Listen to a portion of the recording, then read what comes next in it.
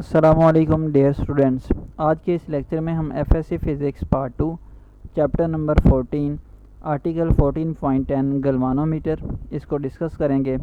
तो सबसे पहले गलवानोमीटर को डिफ़ाइन करते हैं।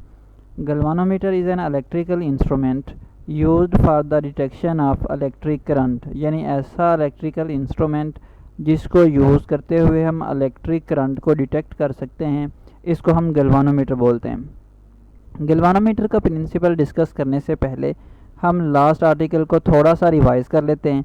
लास्ट आर्टिकल में हमने सीखा था कि अगर किसी करंट कैरिंग कोयल को मैग्नेटिक फील्ड के अंदर प्लेस किया जाए तो इस करंट कैरिंग कोयल पे टार्क एक्सर्ट होता है, और उस टार्क की जो वैल्यू है, उसका जो मैथमेटिकल रिलेशन है, वो हमने उसकी जो वैल्यू है ये फाइंड की थी। Torque is equal to NIBA cos alpha. और जो गैल्वानोमीटर है उसका भी सेम यही प्रिंसिपल है कि when a current carrying coil is placed in a magnetic field, it experiences a force as soon as current passes through it. Due to this force, a torque acts upon the conductor, and its value is given by the relation torque is equal to NIBA cos alpha, where N is the number of turns in the coil, I is the current passing through the coil, A is the area of the coil, and B is the applied magnetic field, and alpha is the angle between magnetic field and plane of the coil. अब इस torque की वजह से कोयल rotate करती है, और उस rotation को देखते हुए हम करंट की वैल्यू को डिटेक्ट करते हैं गैल्वानोमीटर को यूज़ करते हुए। अब हम बात करते हैं गैल्वानोमीटर की कंस्ट्रक्शन की। तो गैल्वानोमीटर बेसिकली एक रेक्टेंगुलर कोयल पे कंसिस्ट होता है, जिसको एक यू शेप, इसको कनकेव शेप मैग्नेट के अंदर प्लेस किया जाता है रेक्टेंगुलर कोयल को। और जो कनकेव शेप्ड मैग्नेट हैं वो आपको यहाँ पे नज़र आ रहे हैं, ये वाले इस तरह के मैग्नेटिक फील्ड के सेटअप में रेक्टेंगुलर कोयल को प्लेस किया जाता है। और ये जो रेक्टेंगुलर कोयल है ये एनेमल्ड कॉपर वायर से बनी होती है। एनेमल्ड कॉपर वायर का मतलब है कि ऐसी कॉपर वायर जिसके ऊपर किसी ग्लासी मटेरियल की इंसुलेटिंग की होती है, और इसका फ़ायदा ये होता है कि ये हीट को एब्जॉर्ब करती है और वाइंडिंग जो है वो कम्पैक्ट होती है इसकी वजह से। अब इस रेक्टेंगुलर कोयल का जो एक एंड है उसको सस्पेंड किया जाता है एक थिन मेटल वायर के थ्रू, और ये जो थिन मेटल वायर है ये एक्ट करती है एज अ करंट लीड, यानी ये इसमें करंट कैरी करती है। और जो दूसरी करंट लीड है, जिसमें से करंट जो सेकंड करंट लीड है वो एक स्पाइरल होता है, जैसा कि आपको यहाँ पे नज़र आ रहा है, एक लूजली स्प्रिंग है जो कि एक्ट करता है सेकंड करंट लीड। अब उसके बाद ये जो रेक्टेंगुलर कोयल है इसमें एक सॉफ्ट आयरन सिलेंडर को प्लेस कर दिया जाता है, और इस सॉफ्ट आयरन सिलेंडर का फ़ायदा ये होता है कि ये मैग्नेटिक फील्ड को रेडियल यानी along the radius and stronger बनाता है नियर द कोयल। तो इसका फ़ायदा ये हुआ कि एक तो ये फील्ड को रेडियल बनाता है और दूसरा स्ट्रॉन्गर बनाता है। और इस तरह से जैसा कि आप यहाँ पे देख रहे हैं कि ये एक सॉफ्ट आयरन सिलेंडर है, या आप ये सर्कुलर फार्म के अंदर, तो इसको जो है वो प्लेस किया गया है, इस कोयल के अंदर प्लेस करते हैं, जिसकी वजह से जो फील्ड है वो रेडियल भी हो जाती है और स्ट्रॉन्ग भी बन जाती है। अब बात करते हैं वर्किंग की। तो वर्किंग पे सबसे पहले देखें कि पहले तो इसी बात से स्टार्ट करते हैं। ये जो सॉफ्ट आयरन सिलेंडर प्लेस किया था इसकी वजह से जो मैग्नेटिक फील्ड है वो रेडियल होती है और स्ट्रॉन्गर भी बन जाती है। तो जब ये रेडियल होती है तो ये जो प्लेन ऑफ द लूप के साथ एंगल है अल्फ़ा, यानी ये वाला ये प्लेन ऑफ द लूप को अगर ये लाइन रिप्रेजेंट कर रही है तो प्लेन ये जो रेक्टेंगुलर कोयल है चाहे ये जैसे मर्ज़ी रोटेट करती रहे, तो जो प्लेन ऑफ द लूप और मैग्नेटिक फील्ड जो है वो पैरेलल होती हैं हमेशा। इसका मतलब ये है कि इनके दरमियान जो एंगल है वो फिर ज़ीरो होगा। और अगर अल्फ़ा की वैल्यू ज़ीरो इस रिलेशन में पुट करें, torque is equal to NIBA cos alpha इस रिलेशन में, और अल्फ़ा जो है वो ज़ीरो हो अगर, तो कॉज ज़ीरो पे 1 होता है, तो रेक्टेंगुलर कोयल पे जो एक्ट करने वाला टार्क है उसकी वैल्यू हमारे पास ये आती है NIBA। इस टार्क की वजह से कोयल जो है वो रोटेट होती है, और इसको हम डिफ्लेक्टिंग कपल भी बोलते हैं, और डिफ्लेक्टिंग कपल की जो वैल्यू है वो इक्वल आती है NIBA। अब जैसा ये कोयल जो है वो रोटेट होगी तो इसके साथ ये जो स्प्रिंग है ये भी रोटेट करेगा और ये वायर भी रोटेट करेगी, जिसकी वजह से इसमें ट्विस्ट प्रोड्यूस होगा। उस ट्विस्ट की वजह से ये जो रेक्टेंगुलर वो जो ट्विस्ट है उसको टॉर्जनल कपल भी बोलते हैं, और टॉर्जनल कपल की वजह से ये जो रेक्टेंगुलर कोयल है ये अपनी ओरिजिनल पोजीशन को रीस्टोर करेगी। इसका मतलब ये है कि ये जो टार्क ट्विस्ट की वजह से प्रोड्यूस होता है इसको हम रिस्टोरिंग टार्क भी बोलते हैं, और रिस्टोरिंग टार्क की जो वैल्यू है वो प्रोपोर्शनल होती है थीटा के। जो रिस्टोरिंग टार्क है जिसको मैं टा आर कह देता हूँ रिस्टोरिंग टार्क, इसकी वैल्यू होती है प्रोपोर्शनल होती है थीटा के। यानी अगर डिफ्लेक्शन ज़्यादा हो कोयल की तो रिस्टोरिंग टार्क भी ज़्यादा होता है, और अगर डिफ्लेक्शन कम हो तो रिस्टोरिंग टार्क की वैल्यू भी कम होती है। और अगर इस प्रोपोर्शनैलिटी साइन को चेंज करें इक्वलिटी में तो रिस्टोरिंग टार्क की वैल्यू हमारे पास आती है restoring torque is equal to C theta, where C is constant of proportionality, और इसे कहते हैं constant of suspension of wire, और इसे टॉर्जनल कपल भी कहते हैं, और इसको डिफाइन करते हैं कपल फॉर यूनिट ट्विस्ट। अब ये जो इसमें हमने दो तरह के टार्क देखे। एक तो टार्क जो है वो करंट की वजह से, जब इसमें से करंट पास करता है रेक्टेंगुलर कोयल में से तो एक टार्क उसकी वजह से होता है, और दूसरा जो है वो रिस्टोरिंग टार्क है जिसकी वैल्यू सी थीटा है। अब कोयल जो है वो रेस्ट में होगी अगर ये दोनों टार्क जो है वो इक्वल हों, क्योंकि ये जो रिस्टोरिंग टार्क है इस डिफ्लेक्टिंग टार्क को अपोज करता है। यानी अगर एक क्लॉकवाइज होगा तो दूसरा जो है वो एंटी क्लॉकवाइज होगा। तो कोयल रेस्ट में तब आएगी जब ये दोनों टार्क जो है वो इक्वल हों। तो इसको हम फिर इक्वल सेट करते हैं कि जब कोयल जो है वो रेस्ट में आती है तो दोनों टार्क जो है वो इक्वल हो जाते हैं। तो डिफ्लेक्टिंग टार्क की वैल्यू हमारे पास आई थी NIB है, और जो रिस्टोरिंग टार्क है वो सी थीटा है। तो यहाँ से अगर हम आई को सब्जेक्ट बनाएं और NBA राइट साइड पे आके डिवाइड हो जाएंगे तो हमारे पास रिलेशन जो है वो कुछ इस तरह से आ जाएगा कि I is equal to C theta over BAN। अगर आप इस इक्वेशन पे गौर करें तो सी जो है ये सस्पेंशन कांस्टेंट है, B अप्लाइड मैग्नेटिक फील्ड है, A एरिया, और N is the number of turn. तो ये सारी की सारी जो क्वांटिटीज़ हैं ये सारे के सारे पैरामीटर्स जो है ये कांस्टेंट हैं। और अगर इस कांस्टेंट को रिमूव करें तो यहाँ से हम देख सकते हैं कि जो आई है वो प्रोपोर्शनल है थीटा के। यानी जितनी ज़्यादा डिफ्लेक्शन होगी गिलवानोमीटर की जितनी ज़्यादा डिफ्लेक्शन शो करेगा तो करंट भी उतना ही ज़्यादा होगा। तो इस तरह से हम जो गिलवानोमीटर की नीडल की डिफ्लेक्शन है थीटा उसको ऑब्ज़र्व करते हुए करंट की वैल्यू को ऑब्ज़र्व कर सकते हैं। अब यहाँ पे अगर इसी रिलेशन से जो है वो हम ये भी देख सकते हैं कि गिलवानोमीटर को जो passing through a coil is directly proportional to the angle of deflection, और ये जो एंगल ऑफ डिफ्लेक्शन है इसको अगर हम मेजर कर लें तो हम करंट को ऑब्ज़र्व कर सकते हैं। अगर इसको ऑब्ज़र्व कर ले तो हम करंट को डिटेक्ट कर सकते हैं।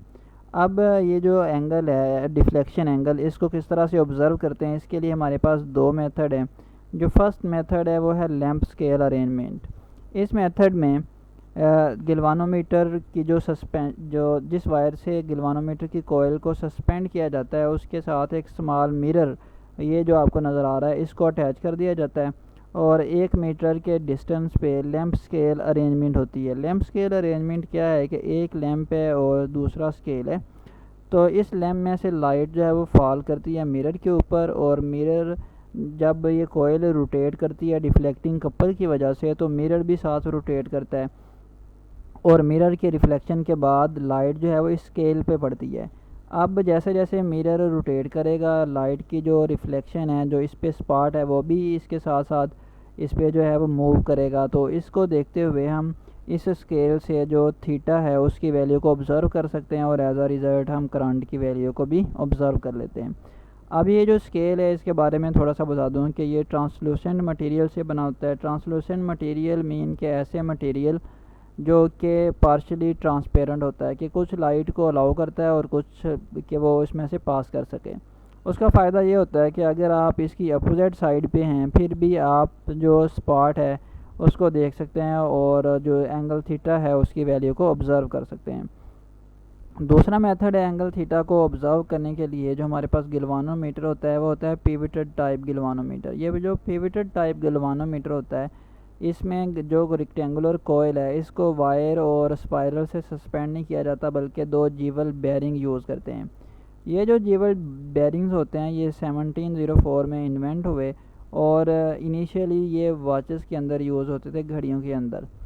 तो इनके ये जो बेरिंग्स हैं इनकी स्पेशल करेक्टरिस्टिक्स हैं मेन के इनकी काइनेटिक फ्रिक्शन कम है और इनको जो जंग वगैरह नहीं लगता और इनको लुब्रिकेशन की ज़रूरत नहीं होती इनके प्रॉपर वर्किंग के लिए, तो इसलिए ये बेरिंग यूज़ करते हैं।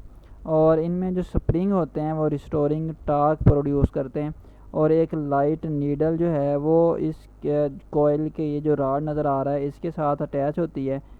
जैसे जैसे इसमें डिफ्लेक्टिंग कपल या डिफ्लेक्टिंग टार्क प्रोड्यूस होता है तो ये नीडल भी मूव करती है और यहाँ पे स्केल होता है और उस स्केल की हेल्प से हम थीटा को ऑब्ज़र्व कर लेते हैं। तो ये दो मेथड थे हमारे पास जिससे हम थीटा यानी एंगल को ऑब्ज़र्व करते हैं और उसी से फिर हम करंट की वैल्यू को ऑब्ज़र्व करते हैं जिसको गैल्वानोमीटर जो है वो डिटेक्ट कर रहा होता है। अब बात करते हैं कि ये जो गैल्वानोमीटर है इसको सेंसिटिव किस तरह से बनाया जा सकता है। अभी हमने करंट का रिलेशन फाइंड किया था I = C θ/NIBA, और अगर मैं इसमें से थीटा को सब्जेक्ट बनाऊं तो हम लिख सकते हैं I/C/NBA। अब इस रिलेशन का क्या मतलब है, अगर ये वाला जो फैक्टर है डिनोमिनेटर के अंदर ये फैक्टर स्मॉल हो तो सेम वैल्यू ऑफ करंट पे जो डिफ्लेक्शन है वो लार्ज हो गई। तो इसका मतलब ये है कि अगर डिफ्लेक्शन लार्ज है स्मॉल करंट पे या सेम वैल्यू ऑफ करंट पे तो हमारा गैल्वानोमीटर सेंसिटिव है। इस बात को दोबारा से बता देता हूँ कि अगर डिनोमिनेटर में ये जो फैक्टर है C/NBA ये अगर स्मॉल हो तो जो डिफ्लेक्शन है वो सेम अमाउंट ऑफ करंट पे लार्ज हो गई। तो ऐसा गैल्वानोमीटर जो कि स्मॉल करंट पे लार्ज डिफ्लेक्शन शो करे उसे हम कहते हैं सेंसिटिव गैल्वानोमीटर। और आप यहाँ पे देख भी रहे हैं कि हम गैल्वानोमीटर को सेंसिटिव किस तरह से बना सकते हैं कि अगर ये वाला जो फैक्टर है C/NAB हम इसको स्मॉल कर दें। अगर हम इसको स्मॉल करेंगे तो इसमें पहली तो बात यह है कि अगर ये जो C है जो सस्पेंशन कांस्टेंट है हम इसकी वैल्यू जो है वो इसको अगर कम करें तो ये फैक्टर जो है ये कम हो सकता है। अब इसकी वैल्यू को अगर हम कम करें तो ये डिपेंड करता है वायर के ऊपर, तो ये कम हो सकता है सस्पेंशन कांस्टेंट अगर हम वायर की लेंथ को इंक्रीज़ कर दें और वायर का जो डायामीटर है उसको डिक्रीज़ कर दें। लेकिन इसका ड्रॉबैक ये होगा कि जब हम वायर की लेंथ को इंक्रीज़ करेंगे और जो वायर का डायामीटर है इसको डिक्रीज़ करेंगे तो इसकी जो स्ट्रेंथ है वो कम हो जाएगी और जब स्ट्रेंथ कम हो गई तो इसका जो पर्पज़ होगा कि ये रेक्टेंगुलर कोयल को होल्ड कर रही है वायर तो वो फिर फुलफिल नहीं होगा। तो इस वजह से हम ये जो सस्पेंशन कांस्टेंट है इसको ज़्यादा डिक्रीज़ नहीं कर सकते। जो दूसरे फैक्टर्स हैं जिसमें number of turns area of the coil है अगर हम इनको इंक्रीज़ करें तो ये जो फैक्टर है C/NAB ये स्मॉल हो सकता है। लेकिन अगर हम नंबर ऑफ़ टर्न्स को ज़्यादा करें और एरिया ऑफ द कोयल को इंक्रीज़ करें तो इससे जो कोयल है वो बल्कि और हैवी हो जाती है। तो ये मेथड भी यूज़फुल नहीं है कि इस फैक्टर को स्मॉल बनाया जाए। लास्टली एक ही ऑप्शन हमारे पास रह जाता है कि ये जो मैग्नेटिक फील्ड है जो हम एक्सटर्नली अप्लाई करते हैं इस मैग्नेटिक फील्ड को इंक्रीज़ कर दिया जाए तो ये जो फैक्टर है C/NAB इसको हम स्मॉल कर सकते हैं। और अगर इसको हम स्मॉल कर सकते हैं तो सेम अमाउंट ऑफ करंट पे जो डिफ्लेक्शन है वो लार्ज हम ले सकते हैं, यानी हम अपने गैल्वानोमीटर को मोर सेंसिटिव बना सकते हैं। अब होता यह है कि जब गैल्वानोमीटर में से करंट पास करना स्टॉप होता है तो जो उस गैल्वानोमीटर की नीडल है वो क्विकली ज़ीरो पे नहीं आती बल्कि ऐसे ओसिलेट करती है और फिर उसके बाद जो है वो ज़ीरो पे आती है। या कन्वर्सली हम ये कह सकते हैं कि जब इसमें से जो करंट पास करना स्टार्ट करता है, ये तो बात तब थी कि जब करंट पास कर रहा हो और हम स्विच को ऑफ कर दें। दूसरी बात ये है कि अगर उसमें से करंट एस्टेब्लिश हुआ है तो जो नीडल है वो एक फ़िक्स पॉइंट पे जाके नहीं रुकती बल्कि एक फ़िक्स पॉइंट पे इस इक्विलिब्रियम पॉइंट पे आने से पहले जो है वो ओसिलेट करती है। तो ये ओसिलेट करती है और फिर इक्विलिब्रियम वैल्यू पे आती है जिससे हम थीटा को ऑब्ज़र्व करते हैं। अब इसका ये जो है ये अनोइंग है और टाइम वेस्टिंग भी है कि हम नीडल के इक्विलिब्रियम वैल्यू पे आने का इंतज़ार करें। तो ऐसा गैल्वानोमीटर जिसमें जो नीडल है वो क्विकली रेस्ट में आ जाती है जब उसमें से करंट पास करे, तो इस तरह के गैल्वानोमीटर को कहते हैं स्टेबल और डेड बीट गैल्वानोमीटर। तो गैल्वानोमीटर की स्टेबिलिटी यानी ये जो कॉइल ये जो इसकी नीडल है ये रेस्ट पे आ जाए quickly as the current passing through the galvanometer. इसके लिए आर्टिफिशियल वेज इस्तेमाल किए जाते हैं कि गैल्वानोमीटर को जो है वो स्टेबल किया जा सके। तो इसको रीड भी कर लेते हैं, ये अक्सर शॉर्ट क्वेश्चन में पूछा जाता है बोर्ड के एग्ज़ाम में। such a galvanometer in which the coil comes to rest quickly after the current pass through it or the current is stopped flowing through it is called deadbeat or stable galvanometer। तो आज के lecture में इतना ही। इंशाल्लाह next lecture में हम galvanometer की conversion पढ़ेंगे एम मीटर, वोल्ट मीटर और ओम मीटर में। Thank you.